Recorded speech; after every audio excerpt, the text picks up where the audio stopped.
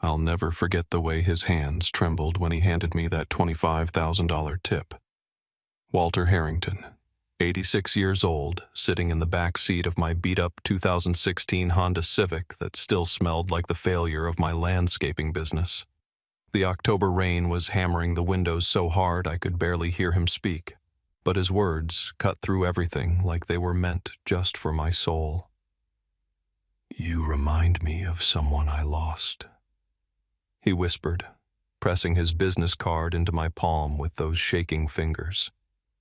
His eyes were wet with tears he was fighting not to shed. And something about that moment felt bigger than both of us, like the universe had conspired to put us in that exact spot at that exact second. 14 hours later, he was dead. I found out from his lawyer calling me at 600 in the morning, and suddenly I was sitting in a downtown office made of marble and leather, learning that this stranger had left me $92 million. My hands went numb when they said the number. My brain couldn't process it. I kept thinking they had the wrong person, that any second someone would walk in and explain the mistake. But when his lawyer, Marcus Ellison, told me why Walter chose me when he read that handwritten letter Walter had composed just hours before his death, I collapsed right there in that expensive leather chair. I sobbed like I hadn't since I was 5 years old and my grandmother passed away. The security guard actually came running because they thought I was having a medical emergency. The truth Walter discovered about my family, about a connection neither of us knew existed until his final day on Earth, changed everything. I thought I knew about fate, about failure, and about the strangers who passed through our lives. This bitter, dying old man hadn't just given me money. He'd given me back my faith in second chances, and he'd done it because he saw something in me that I'd stopped seeing in myself months ago when the banks foreclosed on everything I'd built. 7 months after watching excavators tear down the greenhouse I'd built with my father Frank, I was sleeping in my car behind a Walmart. The leather seats of my 2016 Honda Civic had become my bed, my office, and my prison all rolled into one. Every morning I'd wake up to the sound of delivery trucks backing up their beeping alarms, my new alarm clock. I'd drive to the McDonald's down the street, buy $1 coffee, and use their bathroom to shave and brush my teeth like I was getting ready for a real job instead of another day of driving strangers around Milwaukee. My landscaping business, Carter Gardens, had employed 14 people at its peak. We had contracts with 4 country clubs, 28 residential estates, and the Milwaukee Botanical Garden. My younger brother Caleb had run our equipment maintenance, keeping our fleet of trucks and mowers running smooth as silk. My father Frank, who'd started the company in 1992 with nothing but a rusty pickup and a push mower, would come by every Friday to walk through our projects, his chest puffed with pride at what we'd built together. Now Caleb wouldn't return my calls. The last time we spoke, he'd said, "Evan, you didn't just lose a business. You lost my kids' college funds, my mortgage payments, my faith in you as a brother." The words stung worse than any bankruptcy filing ever could. My father kept leaving voicemails asking if I needed money, always careful to phrase it like he was asking for a favor. "Son, I've got too much cash sitting in savings doing nothing. Would you mind helping me out by putting some of it to use?" I was too proud to accept, too stubborn to admit I was eating canned ravioli cold because I couldn't afford the gas station microwave fee. The Uber app became my lifeline in ways I never imagined when I first downloaded it. Every ping meant possibility. Maybe gas money to last another day. Maybe enough for a shower at the truck stop. Maybe if I got lucky with airport runs enough to pay for 1 more month at the storage unit that held what was left of my life. My father's tools photo albums from when the business was thriving, the mahogany desk where I'd signed contracts worth hundreds of thousands of dollars.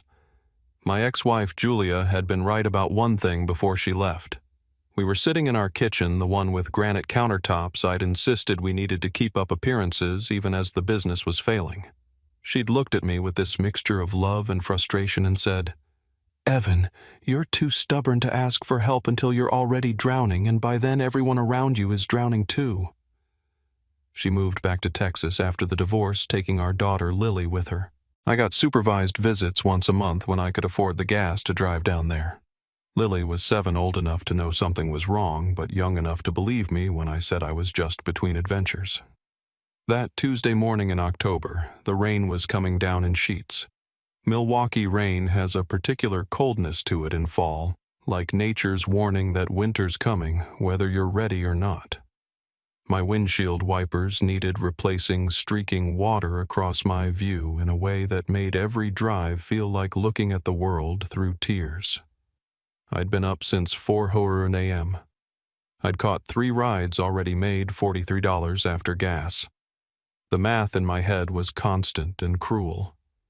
$43 meant one more day in the storage unit, but it also meant no dinner tonight. When the ride request popped up, I almost declined it. Airport pickup Concourse C heading to downtown. 50 minutes each way if traffic cooperated, which it never did in the rain. My gas tank was hovering just above empty, that orange light mocking me like it knew I'd been putting in exactly 2 gallons at a time for weeks. I'd already calculated that I needed exactly 4 more rides to make rent on the storage unit 5 if I wanted to eat something besides peanut butter sandwiches. One more day, I muttered, accepting the ride. It had become my mantra, my prayer, my promise to nobody in particular. Just survive one more day. I drove toward the airport through streets I'd once serviced past the Lakeside Country Club where I'd installed a Japanese meditation garden just 18 months ago.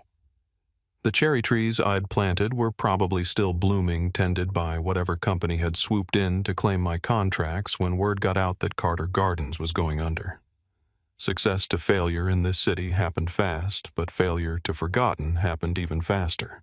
I had no idea that in exactly 51 minutes a dying stranger would hand me a check that would change everything, or that his story would be wound through mine in ways that would make me question everything I thought I knew about Chant's family and the weight of unspoken forgiveness.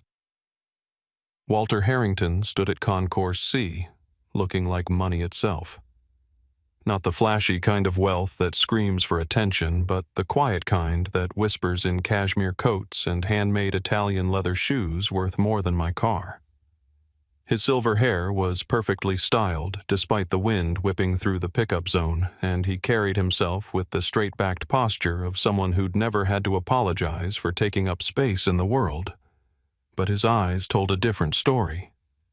They were hollow, lost the kind of eyes I'd seen in my own mirror every morning for the past 7 months. When I popped the trunk to load his single suitcase, a vintage leather piece with brass corners, he touched my shoulder gently. "Thank you for coming in this weather. I know the drive must have been difficult." During the first 10 minutes of our drive, he asked about my life with genuine interest that caught me off guard. Most passengers either ignored me completely or made polite small talk about the weather. Walter asked real questions, the kind that required real answers. "What brought you to driving?" he asked, his voice carrying a soft Wisconsin accent that money and years away hadn't quite erased. "Business went under," I said, trying to keep it simple. "Landscaping company. Bad contracts. Worse timing. Family business." Something in his tone made me answer honestly, was supposed to be.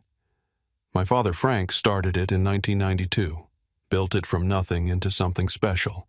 I took over 5 years ago, thought I could make it even bigger. Expanded too fast, borrowed too much, trusted the wrong people." Walter went quiet for a long moment, staring out at the rain-soaked highway. Then he said, "My son wanted to expand the family business to pharmaceutical distribution. We'd built a solid regional operation, but he wanted to go national. I told him to wait, to be patient, that the market wasn't right. We argued terribly." His voice cracked on that last word, and I glanced in the rearview mirror to see him pressing his fingers against his eyes. "That was 38 years ago," he continued. "October 12th, 1987. I remember because it was the day before his 22nd birthday. I'd bought him a watch, a Rolex had it engraved with 'Patience builds empires.' He threw it across my office. I said I was suffocating him, that I'd never trust him to be anything more than my shadow. The pain in his voice was so raw it felt like it had happened yesterday, not decades ago. At a red light on Wisconsin Avenue, he pulled out his phone with trembling fingers swiping through it until he found what he was looking for. "My son Brian Thomas Harrington," he said, showing me a faded photo. "He'd be about your age now." My stomach dropped like I'd just driven off a cliff. The young man in the photo could have been my cousin, my brother, me on a different timeline. Same brown eyes with gold flecks, same stubborn jaw, same rough hands that looked like they knew real work despite the expensive clothes. His name was Brian. I managed to say Brian Thomas Harrington. Died in a motorcycle accident 4 weeks after our fight. He'd been drinking angry, trying to prove something to someone who would never get the chance to see it. Walter studied my face in the mirror with an intensity that made me grip the steering wheel tighter. "You have the same eyes, brown, with those little gold flecks that caught the light when he was excited about something." The conversation turned intense without either of us meaning for it to. Walter asked about my father, about our relationship, about whether we'd reconciled after the business failed. I found myself telling this stranger things I hadn't even admitted to myself. How it failed the family legacy. How my brother Caleb blamed me for losing his job and his stability. How my father still defended me to everyone at church and the hardware store despite my spectacular failure. "He sounds like a good man," Walter said softly. "The best," I agreed, "which makes disappointing him even worse." "Pull over," Walter said suddenly as we neared downtown, his voice urgent but not demanding. "Please, just for a moment. I need to catch my breath." I found a Walgreens parking lot, pulled into a spot away from the other cars. The rain drummed on the roof like impatient fingers. Walter was breathing hard, not from physical exertion, but from the weight of whatever he was carrying. "I flew here to visit his grave," he said finally. "First time since the funeral. I've been carrying around a letter to him for 31 years, rewriting it every birthday, every anniversary of his death, never brave enough to read it at his headstone. 38 years of airports and hotels and conference rooms, and I couldn't drive 20 minutes to Oakwood Cemetery." "Why now?" I asked, turning in my seat to face Walter properly. The rain had intensified, creating a curtain around us that made the car feel like a confessional. "Doctor gave me 4 weeks, Walter said matter-of-factly, like he was discussing a business deadline. "Pancreatic cancer, stage 4. Apparently it's been growing for months while I was busy reviewing quarterly reports and acquisition proposals. Funny how your body can be dying while your mind is still planning for next year's expansion." The words hit me like a physical blow. This man, this stranger who just shared his deepest regret with me, was counting his remaining days in hours. "I have no one left, Evan," he continued. And hearing him say my name, the same name as his dead son, sent chills down my spine. My wife Margaret died 11 years ago. Heart attack in her sleep. No other children, just lawyers and employees, and a fortune that feels like a monument to my loneliness. Do you know what it's like to have everything and no one to leave it to? No one who will remember you for anything other than your signature on their paychecks. He pulled out his checkbook from his coat pocket, a leather-bound thing that looked older than me. His hands shook as he clicked open a gold pen. "Let me pay you for your time," he said. "The app handles payment, Mr. Harrington. You don't need to. This is different." His pen moved across the check with surprising steadiness. "This isn't about the ride. This is about the conversation. This is about you listening to an old man's regrets without judgment, without trying to make me feel better with empty platitudes." He tore the check out carefully, folded it once, twice, then handed it to me. "Promise me you won't look at it until you get home. Promise me that tonight, before you go to sleep in wherever you're sleeping, you'll call your father. Tell him you love him. Tell him you're sorry. Tell him anything except nothing." His eyes were fierce now, urgent. I would give everything I have, every dollar, every property, every investment for one more fight with my son about expansion plans. Just one more chance to say, "You were right, Brian. I should have trusted you. I should have seen that your impatience came from passion, not disrespect." Then he handed me his business card, expensive cardstock with raised lettering. "If you ever need anything, I mean that, not money, not a loan, but if you need someone to talk to who understands what it means to fail at the only thing that matters." I drove him the rest of the way to the Astor Hotel downtown, neither of us speaking, but the silence felt full, not empty. When we arrived, I insisted on helping him with his bag, despite the bellhop rushing forward. At the grand entrance under the Art Deco awning that had sheltered Milwaukee's elite for 100 years, Walter gripped my hand with both of his.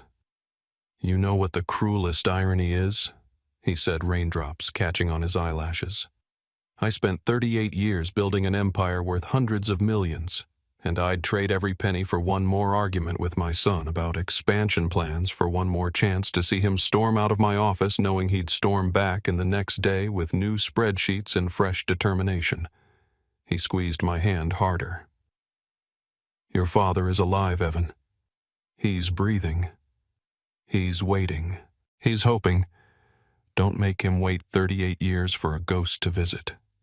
After he disappeared into the hotel, I sat in my car for 20 minutes, engine off, just holding the folded check and his business card. Finally, I drove back to my usual spot behind the Walmart, waited until the parking lot was quiet, and unfolded the check. $25,000. The amount was written in Walter's shaky handwriting, but the signature was bold, decisive. $25,000 from a stranger who saw his dead son in my eyes. I called my father at 10 p.m., knowing he'd be awake, probably in his workshop tinkering with something to avoid thinking about his failed son. When he answered, I couldn't speak for 10 seconds. "Evan," he said, concerned flooding his voice. "Son, are you okay, Dad?" I managed. And then everything poured out. Walter, the photo of his son, the check, the weight of generational disappointment, the fear that id ruined everything our family had built. I sobbed into the phone like a child sitting in my car in a Walmart parking lot, rain still hammering the roof. "I'm coming," my father said simply. "Where are you?"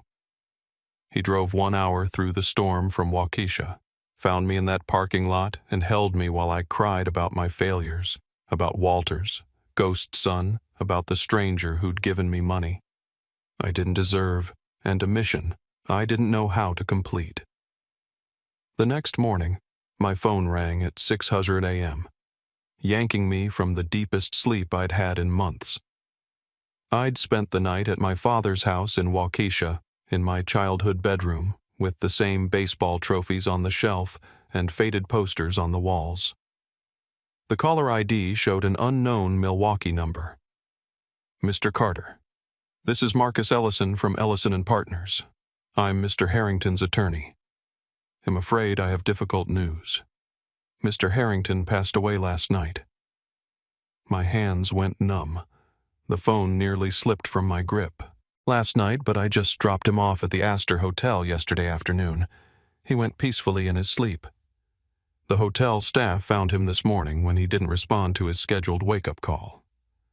Mr. Carter, I need you to come to my office this morning. Mr. Harrington made significant changes to his will yesterday evening, and they concern you directly." The drive to Milwaukee felt surreal. My father insisted on coming with me, sitting quietly in the passenger seat of my Civic, occasionally reaching over to squeeze my shoulder. The $25,000 check was still in my wallet, uncashed, feeling heavier than paper should. Ellison & Partners occupied the top floor of the U.S. Bank Center, all marble and mahogany, the kind of place that made you whisper involuntarily. Marcus Ellison looked like he'd been more than Walter's lawyer. His eyes were red-rimmed, his usually perfect suit slightly rumpled. He looked like he'd lost a friend, not just a client. Mr. Harrington called me at 8:00 p.m. Last night, Marcus began gesturing for us to sit in leather chairs that probably cost more than my failed business's monthly payroll. He was quite insistent about changing his will immediately. I tried to suggest we wait until morning, but he said, and I quote, "I've waited 38 years too long already. Not one more night." Marcus opened a manila folder with documents covered in legal language and Walter's signature at the bottom of each page. "Mr. Carter, Walter Harrington has left you his entire estate, $92 million in liquid assets properties in 8 states and controlling interest in Harrington Pharmaceutical Distribution." The room spun. My father grabbed my arm to steady me. "That's impossible," I said. "He didn't even know me. We met yesterday. One conversation, one ride from the airport. He knew more than you might think," Marcus Ellison said, pulling out a handwritten letter on Walter Harrington's personal stationery. "He left this for you. He insisted I read it to you personally, not just hand it over." Marcus cleared his throat and began reading in Walter's words. "Evan, I know you'll try to refuse this, so I'm going to tell you something that will change your mind. After my son died, my wife Margaret and I hired a private investigator. We wanted to know about his last weeks. The things he didn't tell us, the life he was living outside our arguments about business. We learned he'd been secretly dating a girl named Laura Carter. She was 19, worked at a flower shop near the university. She was pregnant when he died. My whole body went cold. Laura Carter was my father's younger sister. She died when I was 10, but I remembered the stories whispered at family gatherings. How Shed had a baby at 19, gave him up for adoption, never told anyone who the father was." My father's hand tightened on my shoulder. Marcus continued reading. "Laura disappeared after Brian's death. We searched for years, but could never find her. Shed moved, changed her phone, vanished completely. Margaret never forgave herself for not trying harder. We could have helped her, supported her, been part of the child's life. Instead, our pride and grief made us hesitate, and we lost our only connection to our son. Yesterday afternoon, after I left you, I had my investigators run one more search with modern technology we didn't have in the 80s. They found Laura's records. She died in 2005, but before that she'd given birth to a son on June 18, 1988. She gave him up for adoption to a family in Seattle. The boy's name is Daniel Pierce now. He's 36, married, has 3 children of his own." My father stood up abruptly, pacing to the window. "Jenny never told us," he whispered. "She never said who the father was, just that he was gone." Marcus kept reading. "Your cousin, the one your Aunt Laura gave up, that was my grandson. He looks exactly like my Brian did. Same eyes, same stubborn jaw, same hands that know work. I confirmed all of this yesterday afternoon. But here's what convinced me to change my will. You could have taken advantage of an old, dying man yesterday. I was vulnerable, emotional, clearly wealthy. Instead, you listened. You let me grieve. You reminded me that stubborn sons trying to prove themselves to their fathers deserve forgiveness, not abandonment. You are family, Evan, in the way that matters most. You're the man my son would have been. Someone who fails, who falls, but who still has enough heart to comfort a stranger in a parking lot while your own world is crumbling." I met Daniel Pierce 3 weeks later at a coffee shop in Seattle. He had Walter's eyes and my Aunt Laura's smile, the one I remembered from faded Christmas photos, where she always stood slightly apart from everyone else, holding a secret that must have been eating her alive. Daniel brought pictures of his kids, and looking at them was like seeing Walter's features filtered through generations, softened but still recognizable. "I always wondered why my birth mother gave me up," Daniel said, stirring his coffee slowly. "My adoptive parents were wonderful, gave me everything. But there was always this hole, this question mark. Now I know she was protecting me from a grief that wasn't mine to carry." We stood together at Walter's funeral the following week. The church was packed with employees, business associates, and politicians, but Daniel and I were the only family. 2 strangers bound by a ghost's DNA and an old man's final wish for redemption. During the eulogy, I spoke about the 40-minute car ride that changed my life, about how Walter had given me more than money. He'd given me permission to fail without becoming a failure. With the inheritance, I didn't just restart Carter Gardens. That would have been too simple, too small for what Walter's gift really meant. Instead, I created the Harrington Second Chance Foundation, offering second chances to failed small business owners. Not handouts, but hands up. We provide bridge funding, mentor support, and most importantly, someone who understands that bankruptcy isn't a moral failing, but sometimes just bad timing meeting worse circumstances. My brother Caleb runs the foundation. Now, when I first approached him with the idea, he stood in his apartment doorway for a full minute without speaking. Then he said, "You're really going to use $92 million to help people who screwed up like we did?" When I nodded, he hugged me for the first time since our business collapsed. We've helped 480 families keep their dreams alive in the 3 years since Walter died. A bakery in North Milwaukee that got hit with unexpected health code renovations. A roofing company in Green Bay whose owner got cancer and fell behind on equipment loans. A flower shop in Brookfield which felt poetically appropriate, run by a single mother who reminded me of what Aunt Laura might have been if she'd had support instead of shame. My father Frank and I have dinner every Sunday now. He planted a memorial garden for Walter behind his house where the roses grow wild and stubborn, refusing to be contained by borders or conventional pruning wisdom. Sometimes Daniel brings his kids there. They run through the paths, laughing, picking flowers without asking, never knowing they're playing in a monument to forgiveness that took 38 years to build. Walter's lawyer gave me one last message a month after the funeral. It was a note Walter had written the morning he met me before our ride, probably while waiting at the airport. If you're reading this, it means I finally found the courage to let go. Don't let money be your monument, Evan. Let it be the tool that builds bridges back to the people you love. Every failed business is just a successful family waiting to remember what matters. I keep Walter's business card in my wallet next to a photo of my father and me at our original greenhouse before the excavators tore it down. On the back of the card, Walter had written something I didn't notice until weeks later in handwriting that was steady written before the cancer made his hands shake. Every ending is just a beginning, waiting for brave enough hands to build it. Last week, a woman got into my Uber because, yes, I still drive once a week. Thursday mornings, early shift airport runs mostly. It keeps me grounded. Reminds me where I came from and how quickly life can change in the back seat of a Honda Civic. She was crying, talking about her failed restaurant, how she'd disappointed her immigrant parents who'd saved for decades to help her open it. I listened. At the end of the ride, I handed her a business card for the Harrington Second Chance Foundation. Someone once told me I said that stubborn people trying to prove themselves deserve second chances. She looked at the card, then at me. Why would you help a stranger? I thought about Walter, about that rainy October morning, about how a dying man's grief became my salvation. Because 38 years is too long to wait for forgiveness, and sometimes strangers are just family we haven't recognized yet.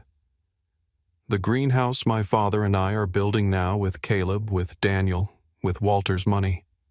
But our hands stands on the same land where our original business began. We planted an oak tree in the center with a plaque that reads, "For Walter and Brian Harrington, who taught us that some roots run deeper than blood, and some families are built from forgiveness." If this story touched your heart, if it reminded you of someone you need to call, someone you need to forgive or ask forgiveness from, please share this video. Leave a comment about your own second chances, your own unexpected families.